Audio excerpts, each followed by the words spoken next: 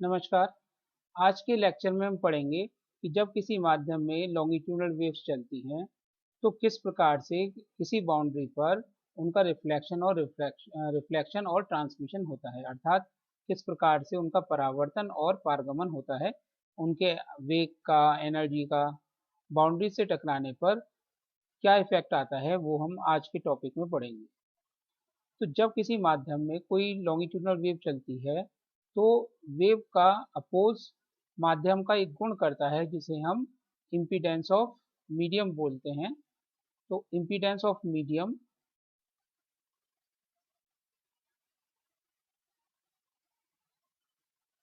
For longitudinal wave.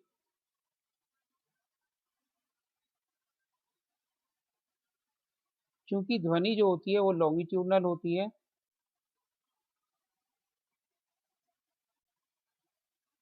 इसलिए इसका नाम एकॉस्टिक इम्पीडेंस भी है।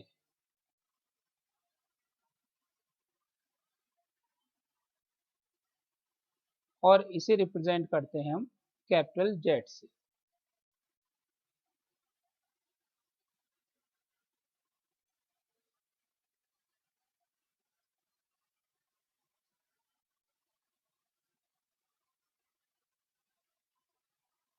यह प्रतिबाधा,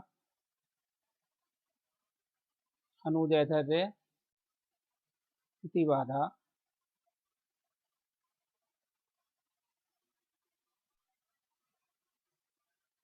तरंग के संचरण में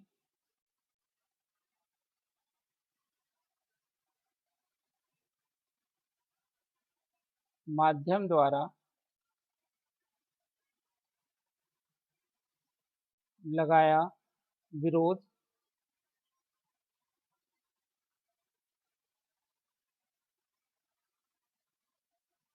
को दर्शाती है।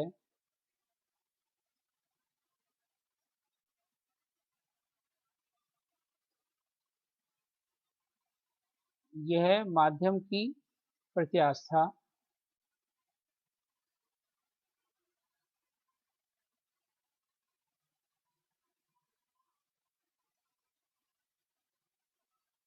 व कणों के इनर्शिया पर निर्भर करती है।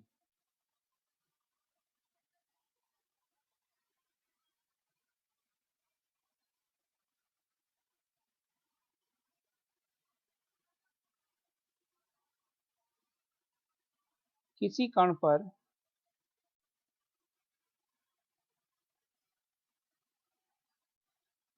दाब आधिक्य, एक्सेस प्रेशर,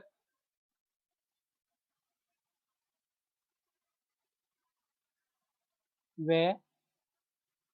कण का इंस्टेंटेनियस वेग का अनुपात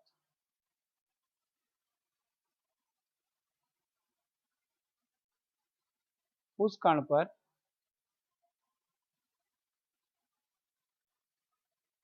माध्यम की प्रतिबाधा कहलाता है। यदि माध्यम समांग है तो हर जगह प्रतिबाधा समान होगी।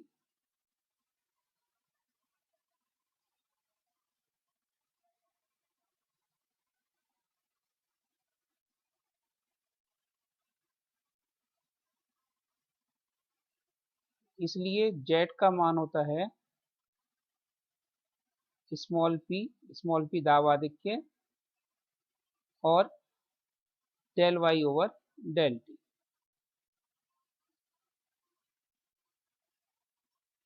Del Y over del t कण का इंस्टेंटेनियस वेग का परिमाण है। तो इस फार्मूले से माध्यम की अनुदैर्ध्य तरंगों की प्रतिबाधा दी जाती है।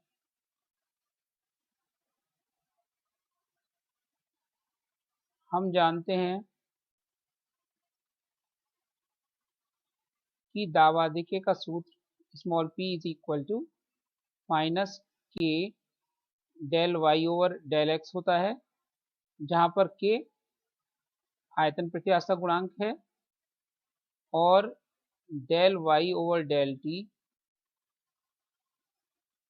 Minus v del Y over del x होता है,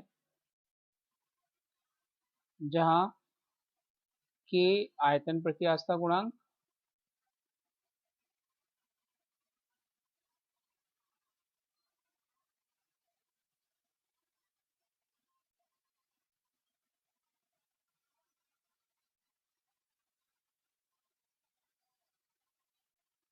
व v तरंग का वेग है। अतः z का मान हो गया minus capital K del Y over del x divided by minus v del Y over del x. इससे माइनस साइन खत्म हो जाएंगे और del Y over del x cancel हो जाएगा, बचेगा k over v, capital K over v।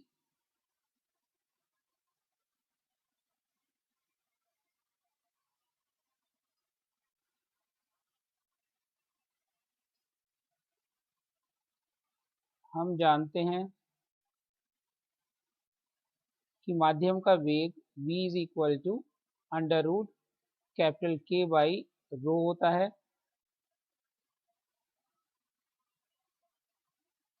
जहाँ रो माध्यम का घनत्व है,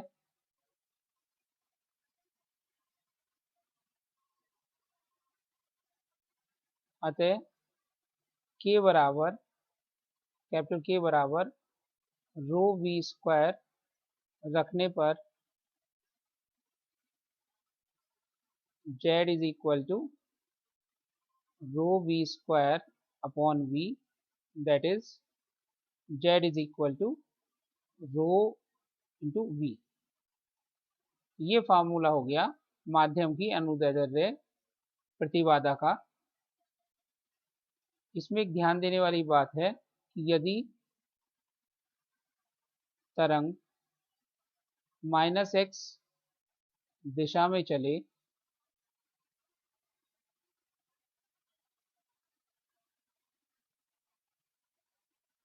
तो z is equal to minus rho v, ये सूत्र लगाएंगे।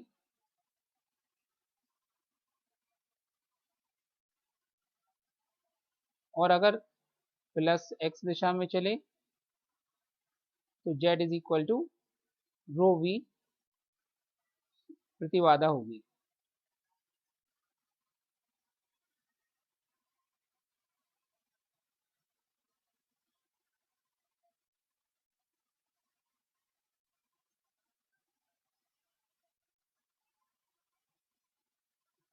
टॉपिक है अनुदैर्ध्य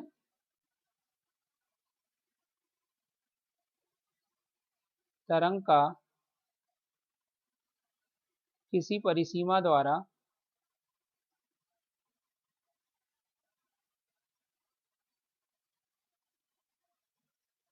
परावर्तन व पारगमन, reflection and transmission of longitudinal wave by a boundary.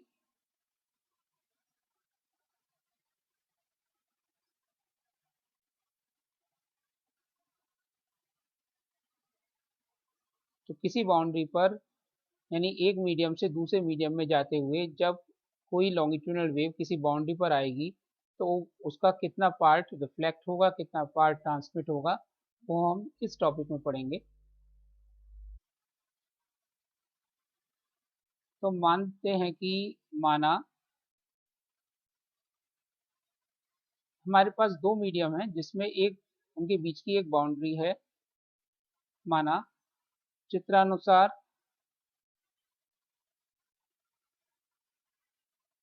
दो माध्यम हैं जिनकी बाउंड्री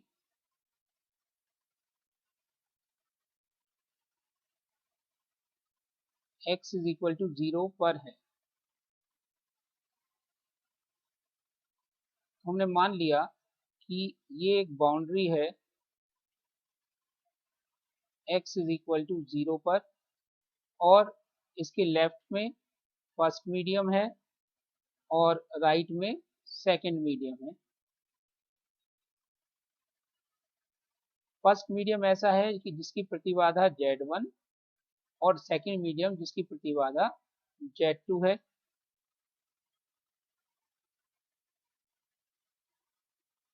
माना तरंग या अनुदैर्ध्य तरंग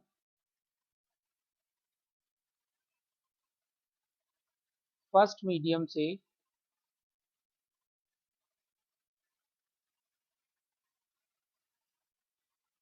सेकंड मीडियम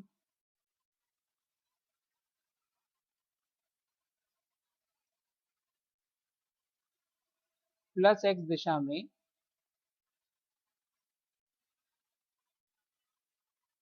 स्मॉल v वेग से या स्मॉल v1 वेग से परिसीमा पर आती है।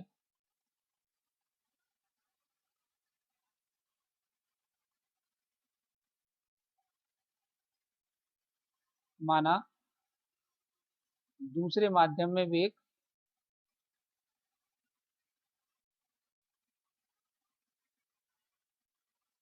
v2 है तथा प्रोपेगेशन कांस्टेंट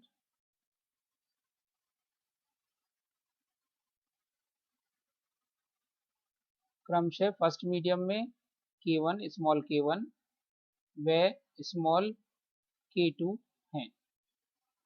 दोनों माध्यमों में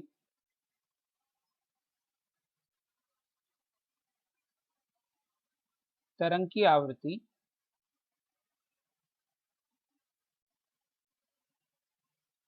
समान होगी।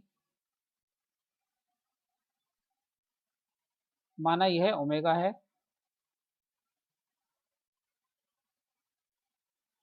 परिसीमा पर तरंगे, बाउंड्री पर वेव्स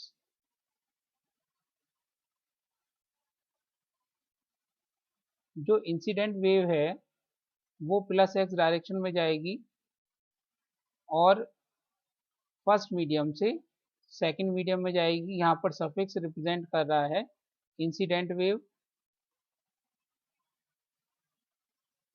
पहले मीडियम का संचरण नियतांक या प्रोपेगेशन कांस्टेंट k1, जो रिफ्लेक्टेड वेव है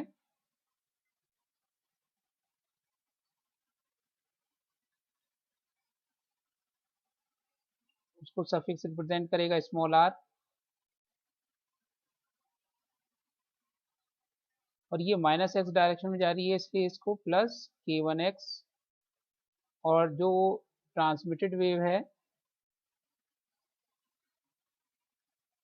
वो हो जाएगी कैपिटल T सफिक्स से रिप्रेजेंट होगी।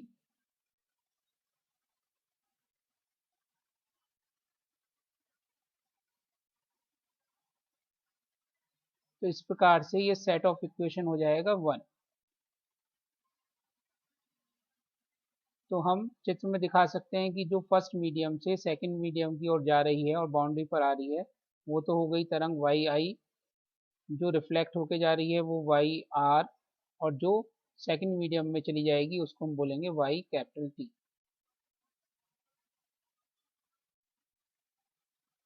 परिसीमा पर यानी बाउंड्री पर निम्न कंडीशन सेटिस्फाई होनी चाहिए।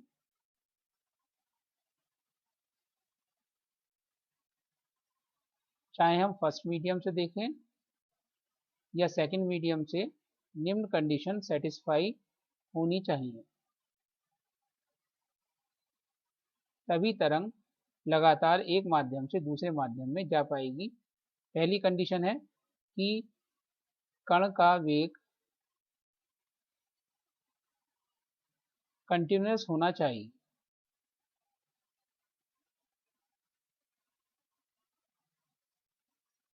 यानी कि पहले माध्यम में कण का वेग del Y I over del t plus del Y are over del t, ये इक्वल होना चाहिए दूसरे माध्यम में कण के वेग के।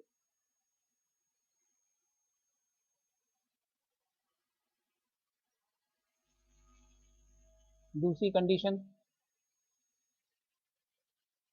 दाब आधिक्य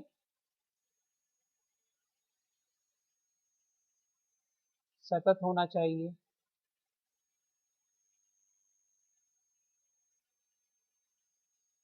अर्थात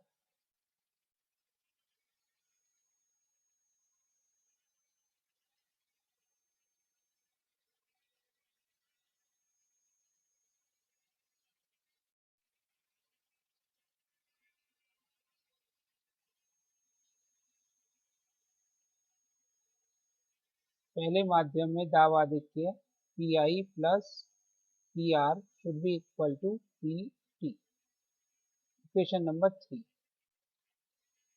यदि ये शर्तें संतुष्ट नहीं होती हैं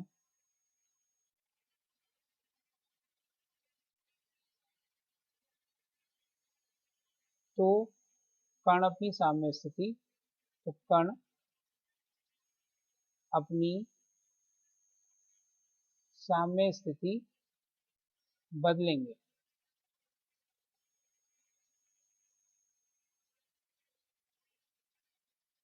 जबकि हमने पढ़ रखा है कि कण अपने स्थान पर रहते हैं, केवल तरंग आगे चलती है, इसलिए ये दोनों कंडीशन सेटिस्फाई होनी चाहिए।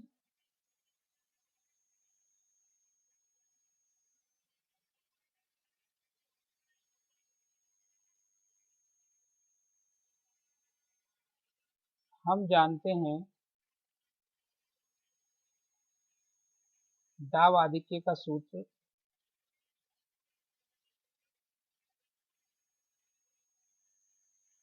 P is equal to minus capital K del Y over del x होता है, जहां पर के माध्यम का आयतन प्रत्यास्थता गुणांक है।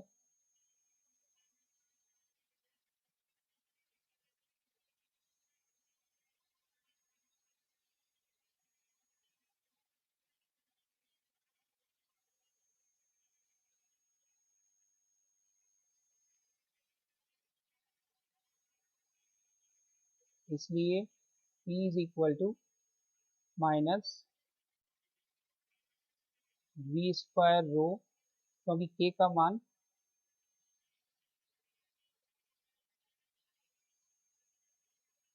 क्योंकि v is equal to under root capital K by rho, rho घनत्व है माध्यम का,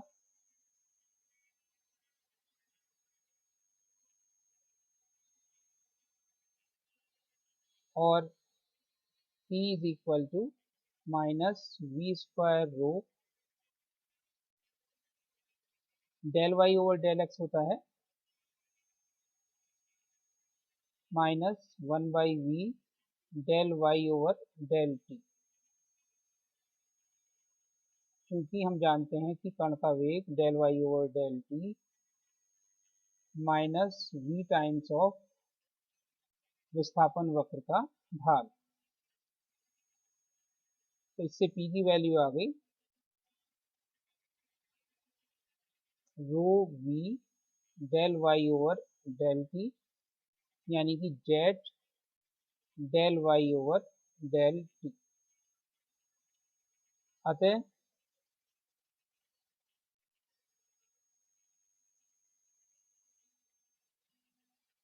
P I is equal to Z one del Y I over del T,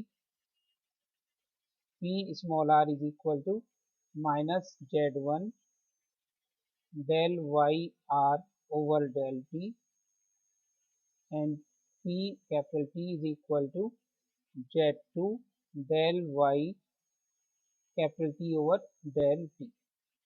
क्योंकि परावर्तित तरंग माइनस एक्स डायरेक्शन में जा रही है, इसलिए हमने वहां पर माइनस जेड वन दिया है। ये होगी इक्वेशन नंबर 4।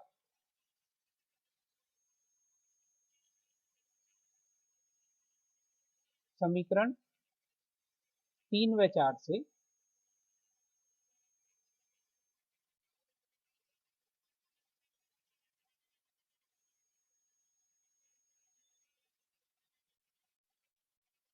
तो पी आई प्लस पी आर यानी कि Z1 del Y I over del T minus Z1 del Y are over del t is equal to Z2 del Y capital T over del t. ये equation number आ गई 5। तो समीकरण 2 भी कणों के वेग में आ रही है और समीकरण 5 भी कणों के वेग में आ रही है, इसलिए समीकरण 2 से पारगमित कण का वेग del Y capital T over del t का मान समीकरण 5 में रखने पर Z1 del Y I over del T minus Z1 del Y are over del t is equal to Z2 del Y I over del t plus Z2 del Y are over del t. इसमें अब del Y आई over del T की term एक तरफ ले जाएंगे, del Y are over del T की term एक तरफ ले जाएंगे और हमें प्राप्त हो जाएगा del y small r over del t divided by del Y I over del t is equal to Z1 minus Z2 over Z1 plus Z।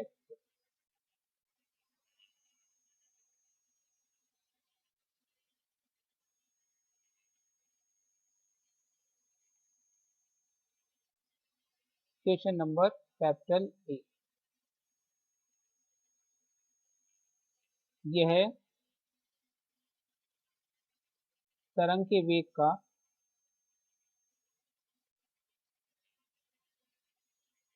परावर्तन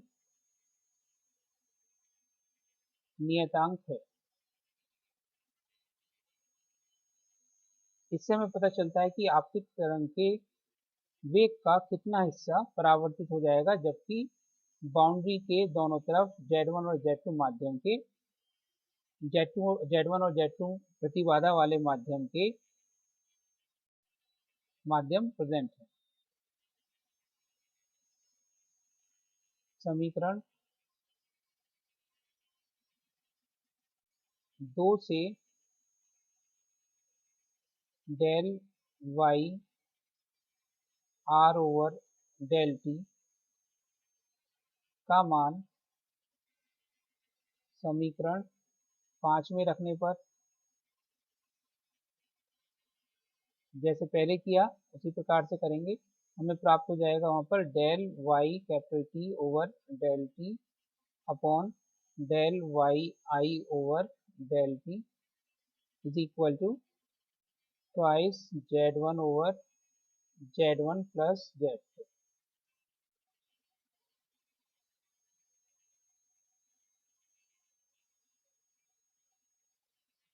ये हो गया बी, समीकरण नंबर कैपिटल बी। यह तरंग के वेग का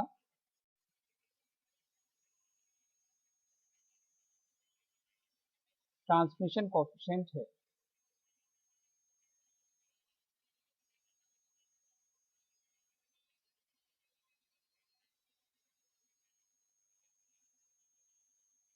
इसी प्रकार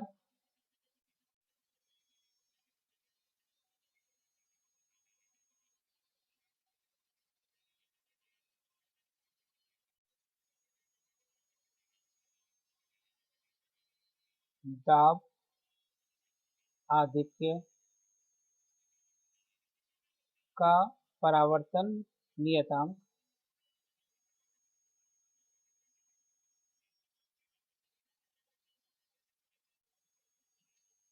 तो परावर्तित दाब आधिक्य डिवाइडेड बाई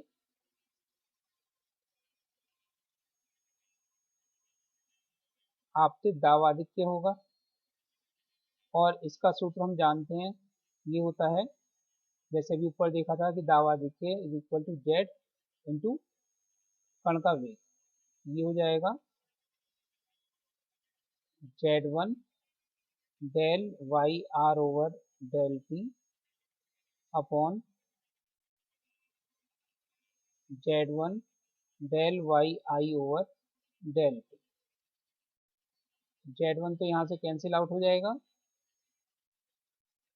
और del Y are over del T की वैल्यू हम समीकरण 1 से रख देंगे, समीकरण कैपिटल ए से।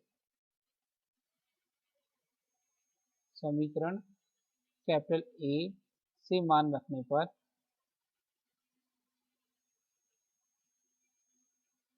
P r over p I is equal to Z1 minus Z2 over Z1 plus Z2।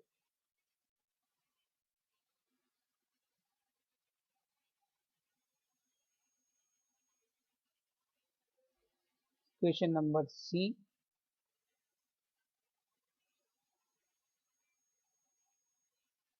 दाब आधिक्य का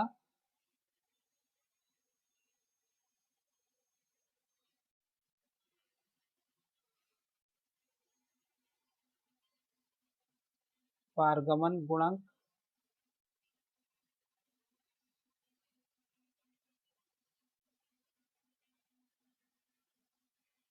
P capital T upon p i, इसी प्रकार से इसकी वैल्यू रखेंगे तो ये हो जाएगा Z2 del Y T over del T upon Z1 del Y आई ओवर डेल टी। तो फिर अब डेल वाई टी की वैल्यू समीकरण बी से रख देंगे, ये हो जाएगा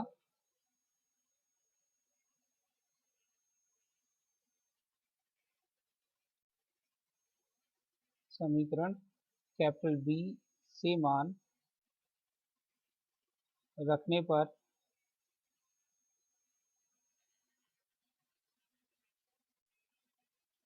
P capital T over p I is equal to twice Z2 over Z1 plus Z2।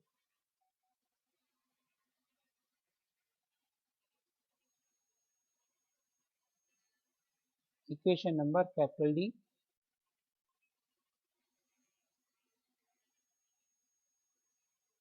हम जानते हैं कि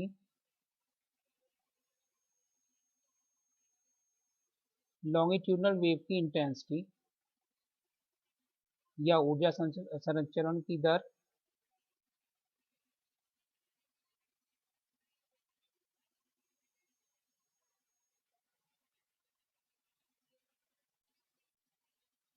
I is equal to P M square over twice rho V,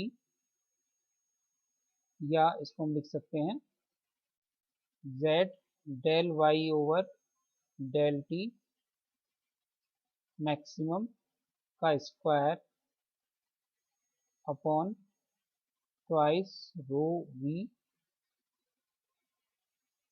और रो वी की वैल्यू होती है Z। ये रह जाएगा half Z del Y over del T maximum का स्क्वायर।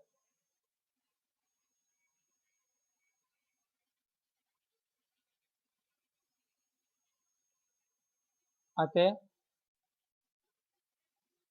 तीव्रता का परावर्तन नियतांक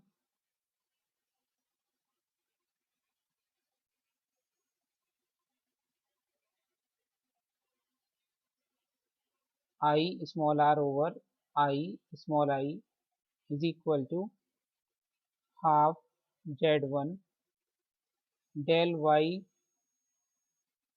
are over del T maximum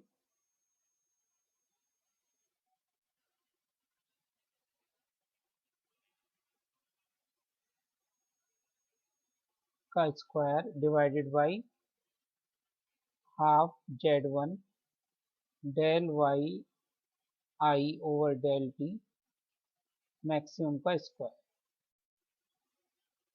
half z1 cancel हो गया,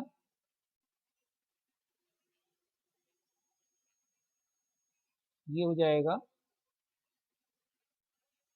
z1 minus z2 upon z1 plus z2 का होल स्क्वायर।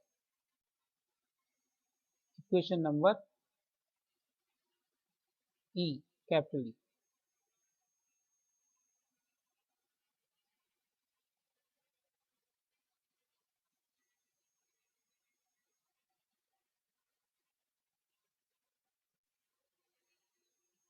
और तीव्रता का पारगमन नियतांक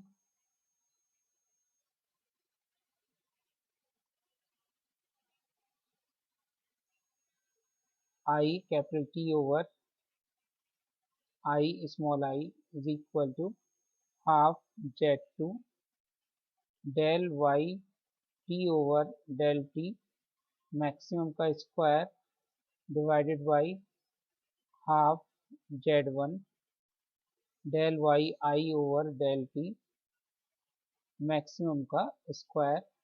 यहाँ पर केवल हाफ कैंसिल होगा और ये हो जाएगा z2 ओवर z1 अंदर twice z1 over z1 plus z2 का होल स्क्वायर। इसको ओपन करेंगे और कैंसिल कर देंगे तो परावर्तन पारगमन नियतांक तीव्रता के लिए capital I t over i i is equal to twice z1 z2 upon z1 plus z2 का होल स्क्वायर। तो इस प्रकार से वेग का, दाबाधिक्य का और तीव्रता का परिसीमा पर अनुदैर्ध्य तरंगों के लिए हमने परावर्तन और पारगमन के लिए उनके गुणांक या नियतांक ज्ञात कर लिए। अब इनसे हमें क्या फायदा होता है और हमें क्या पता चलता है वो देखते हैं। केस 1,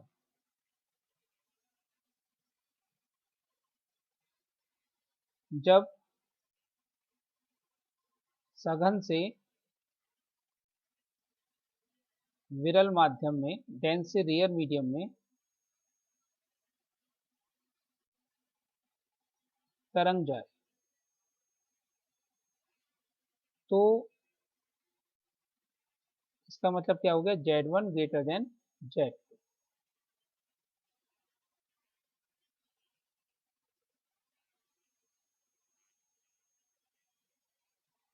तो अब हम देखते हैं कि वेग जो समीकरण आपकी इसमें है परावर्तन के लिए हम बात कर रहे हैं। पहले परावर्तन के लिए समीकरण ए है, फिर सी है, दाब आधिक्य के लिए सी है और ई है तीव्रता के लिए।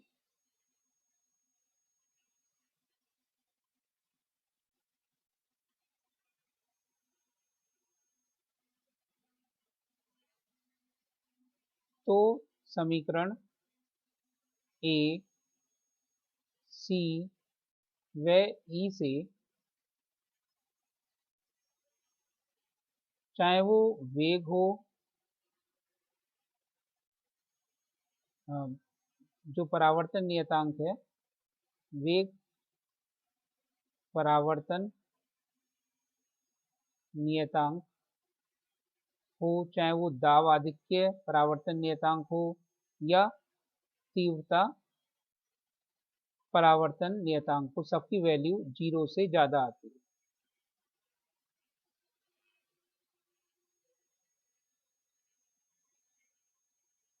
तो ये क्या बताता है, वेग परावर्तन नियतांक ग्रेटर देन 0, ये बताता है कि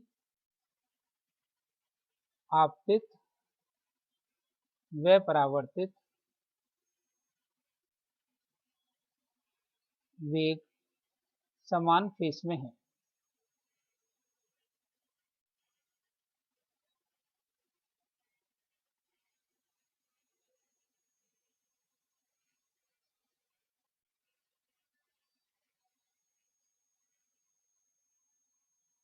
तो इससे हमें पता चलता है कि जो तीव्रता ग्रेटर देन जीरो यानी कि कुछ ना कुछ हिस्सा परावर्तित होगा, और दाब आधिक्य भी परावर्तन का ग्रेटर देन जीरो, तो ये बताता है कि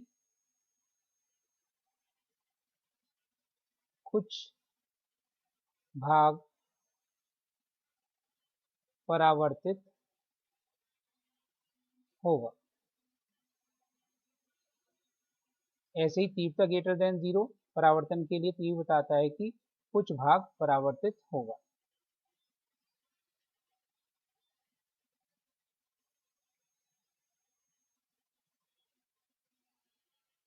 अब परावर्तन के उसके लिए देखते हैं ट्रांसमिशन के लिए। वेग पारगमन गुणक या नियतांक, ये भी ग्रेटर देन जीरो। दाब पारगमन गुणक, ये भी ग्रेटर देन जीरो। और तीव्रता पारगमन गुणक, ये भी ग्रेटर देन जीरो। अर्थात कुछ तरंग समान कला में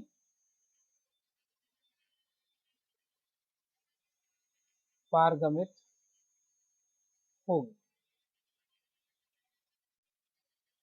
ये तो फर्स्ट केस हो गया, जबकि सघन से विरल माध्यम में जाती है। दूसरा केस,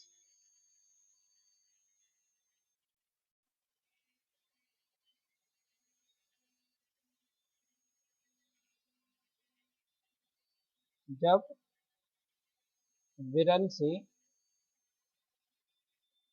सघन माध्यम में जाए।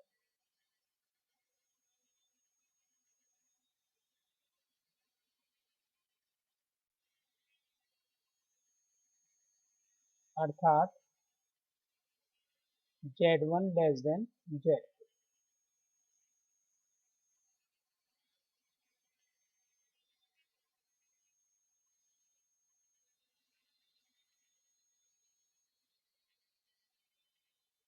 समीकरण ए से ई से हमने देखा था परावर्तन के लिए, और पारगमन का देखेंगे हम समीकरण बी डी व एफ से।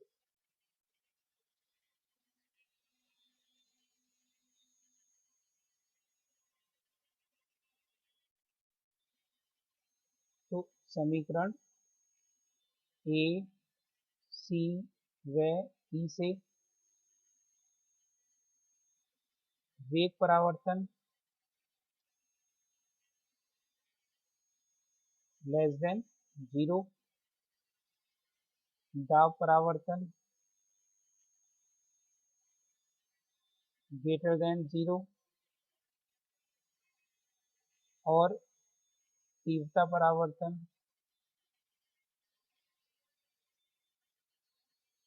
Greater than zero. अर्थात परावर्तित तरंग का वेग विपरीत कला में होगा।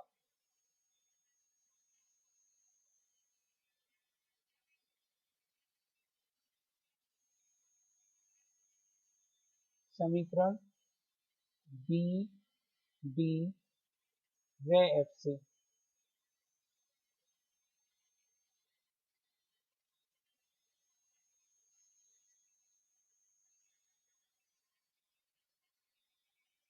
वेग पारगमन,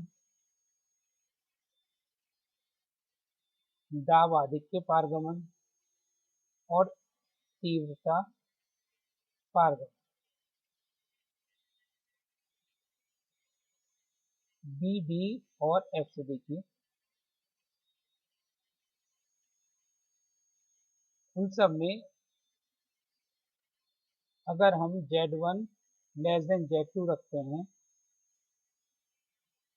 सब में पारगमन गुणक जीरो से ज्यादा आता है। अर्थात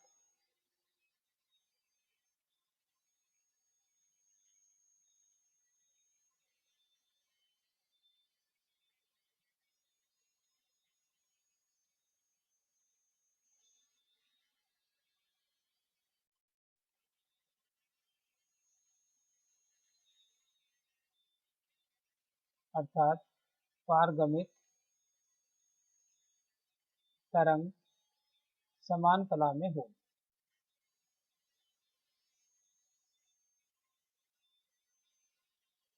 तो हमने ये देखा कि जब विरल से सघन में जाएगी तो परावर्तित तरंग की कला विपरीत होगी, और सघन से विरल में जाने पर परावर्तित तरंग समान कला में होगा, और दोनों ही स्थितियों में पारगमित तरंग सदैव समान कला में होगी आपतित तरंग से। केस थर्ड,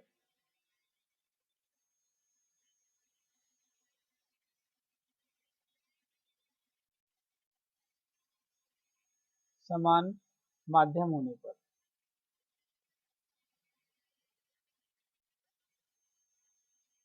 अर्थात Z1 is equal to Z2। समीकरण ए, सी व ई से वेग परावर्तन दाब परावर्तन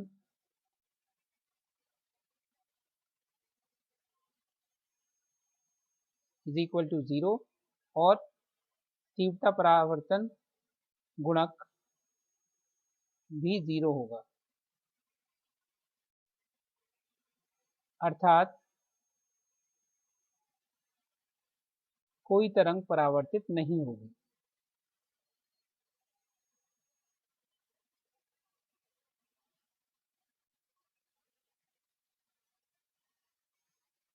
समीकरण बी, डी व एफ से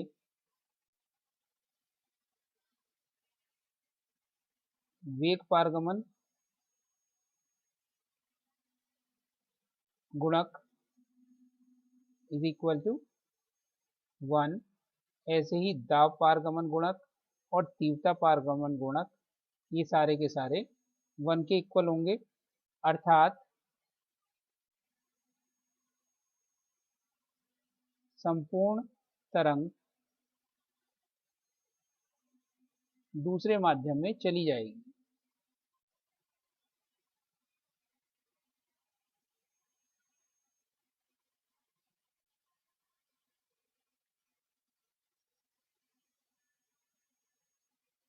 अब इसी ध्वनि के परावर्तन और पारगमन का हम एक स्पेशल केस स्टडी करते हैं कि हम प्रैक्टिकली ये देखते हैं कि जल के अंदर उत्पन्न आवाज बाहर नहीं आती।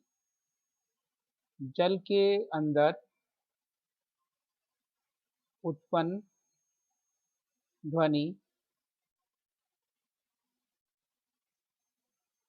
बाहर मतलब वायु में नहीं आती।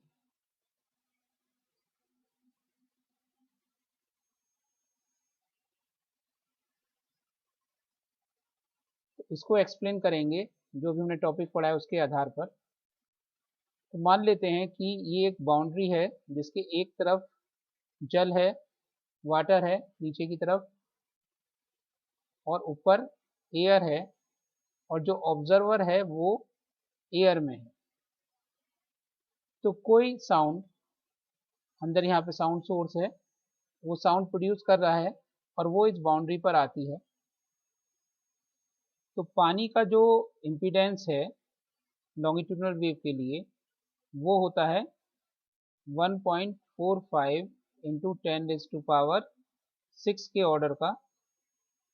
यूनिट अगर हम देखें तो z is equal to rho v से रखेंगे तो kg सेकेंड माइनस 3। और एयर का इम्पीडेंस वेव के लिए होता है लगभग 400 की रेंज का। तो चित्रानुसार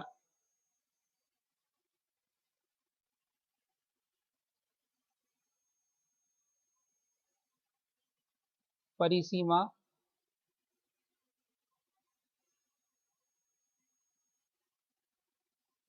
के द्वारा परावर्तित तरंग की तीव्रता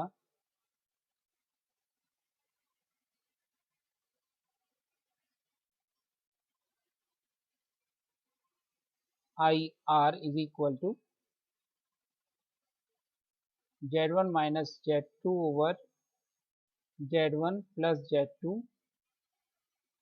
का whole square into incident i small आई।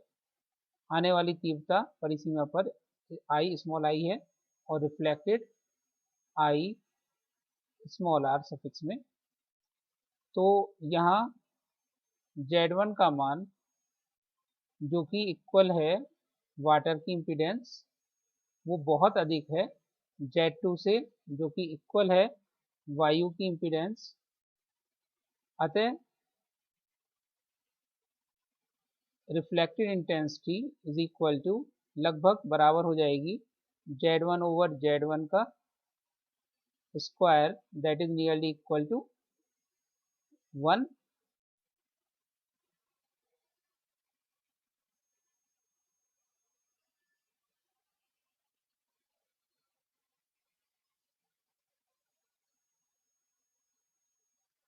अर्थात संपूर्ण तरंग पानी में या जल में परावर्तित हो जाएगी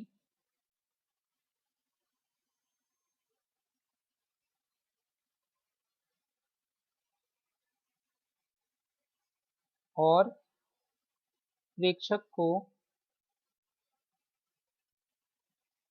कोई तरंग या ध्वनि